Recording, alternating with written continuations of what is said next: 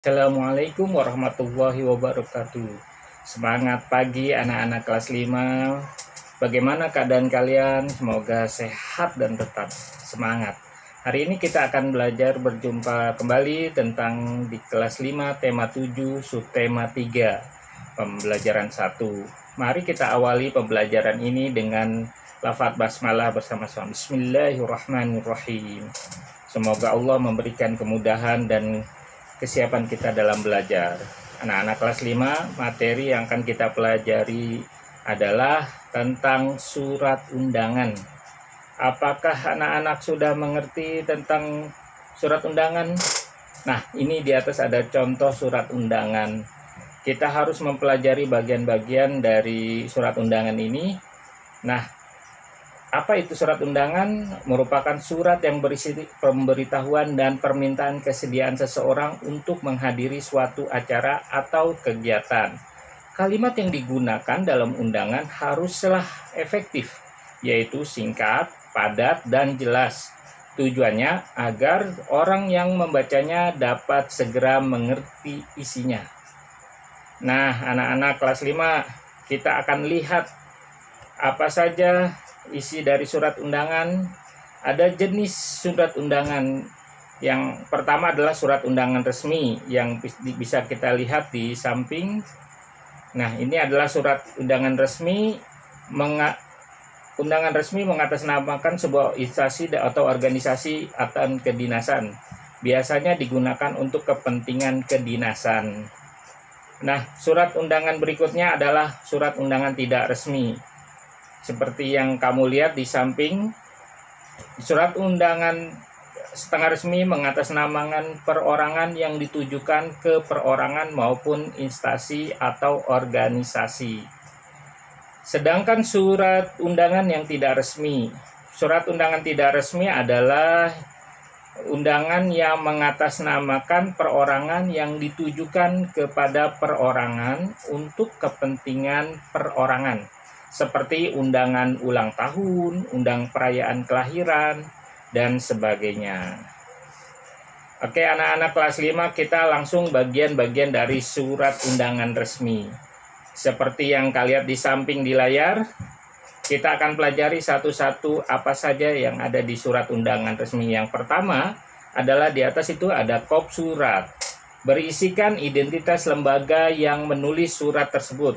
Biasanya disertai dengan logo lembaga, alamat, nomor telepon, dan dari lembaga resmi tersebut. Yang bagian kedua adalah tempat dan tanggal pembuatan surat.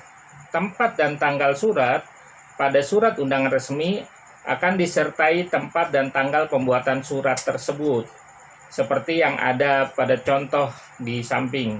Yang ketiga adalah nomor surat. Nomor surat adalah sebuah tanda berupa angka atau gabungan angka huruf yang dicantumkan pada surat dari suatu organisasi, instansi, atau badan usaha sesuai dengan nomor berkas dan atau buku agenda surat keluar. Selanjutnya bagian surat resmi selanjutnya adalah alamat surat. Lihat di situ, nama dan alamat yang dikirim surat tertuang pada bagian ini. Kemudian adalah hal surat. Hal surat tersebut pula perihal surat atau pokok surat. Selanjutnya adalah isi surat.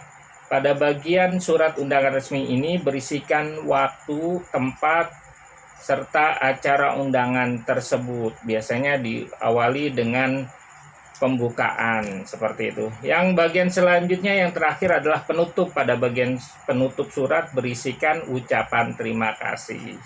Dan yang terakhir ada nama pengirim surat. Ya, seperti contoh yang ada di samping. Nama pengirim surat undangan resmi dilengkapi dengan tanda tangan disertai dengan stempel lembaga.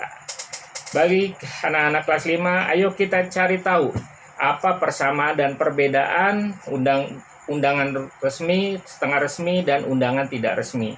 Oke, yang pertama persamaan undangan tersebut adalah pertama, berisi pemberitahuan dan permintaan kesediaan seseorang untuk menghadiri suatu acara atau kegiatan. Nah, sedangkan perbedaannya, yang pertama surat resmi mengatasnamakan sebuah instansi organisasi dan dipergunakan untuk kepentingan kedinasan. Nah, untuk undangan setengah resmi mengatasnamakan perorangan yang ditujukan ke perorangan maupun instansi untuk kepentingan setengah resmi. Sedangkan undangan tidak resmi mengatasnamakan perorangan yang ditujukan kepada perorangan untuk kepentingan perorangan. Nah, selanjutnya kita akan melakukan percobaan setelah kita tahu tentang surat undangan yang telah Bapak jabarkan. Sekarang kita akan percobaan mengamati perubahan wujud. Nah, sekarang kita akan coba amati perubahan pada kapur barus. Pada 10 menit, angkatlah piring aluminium dari atas kaleng. Lalu perhatikanlah apa yang terjadi pada dasar piring tersebut. Jangan lupa kalian harus sesuaikan dengan apa yang kalian perhatikan. Silahkan mencoba ya. Nah, bahan-bahannya pun sangat mudah. Oleh karena itu, setelah kalian mencoba, Bapak akan coba memberi kesimpulan hasil pengamatan yang telah Bapak juga kerjakan. Nah, saat proses pemanasan kapur harus mengalami penyublinan. Setelah menyentuh piring yang dingin, maka zat gas tersebut berubah menjadi kristal-kristal yang berada di dasar piring dan dinding kaleng. Oke, anak-anak, bagaimana hasil pengamatan tersebut? Apakah kalian hasil pengamatan yang berbeda? Kita akan coba cari tahu, jangan menyerah, tetap berusaha dari pengamatan yang ada. Oke, lihat catatannya, jangan sampai kalian harus sesuai dengan apa yang terjadi. Nah, sekarang kita akan coba mengamati gambar yang ada di buku. Nah, pertama ada pembangunan jalan, pembangunan jembatan, pembangunan pasar, dan pembangunan sekolah. Nah, keempat gambar ini merupakan sama-sama pembangunan nasional. Jadi, kita akan mencari informasi tentang permasalahan berikut. Pertama, faktor pendukung pembangunan nasional. Yang kedua, faktor penghambat pembangunan nasional. Yuk kita cari tahu faktor pendukung pembangunan nasional. Ya, yang pertama, sumber daya alam. Sumber daya alam Indonesia mempunyai sumber daya alam yang besar di luar Jawa, termasuk minyak mentah, gas alam, timah, tembaga, dan emas. Kemudian ada selain sumber daya alam, ada sumber daya manusia. Karena kita Indonesia penduduknya yang besar, pada satu sisi dapat mendorong pembangunan. Karena perkembangan ini memungkinkan pertambahan tenaga kerja dari masa ke masa. Kemudian kita coba pelajari juga faktor penghambat pembangunan nasional. Seperti yang kita baca, pertama sumber daya manusia. Sumber daya manusia kita rendah. Juga keahlian kewirausahaannya juga rendah. Itu jadi bisa menghambat pembangunan. Yang kedua, sumber daya modal, investasi di Indonesia masih rendah. Yang ketiga, teknologi kita masih rendah. Nah, yang keempat adalah perkembangan penduduk. Jumlah penduduknya besar tapi tidak berkualitas karena tidak disertai dengan pendidikan.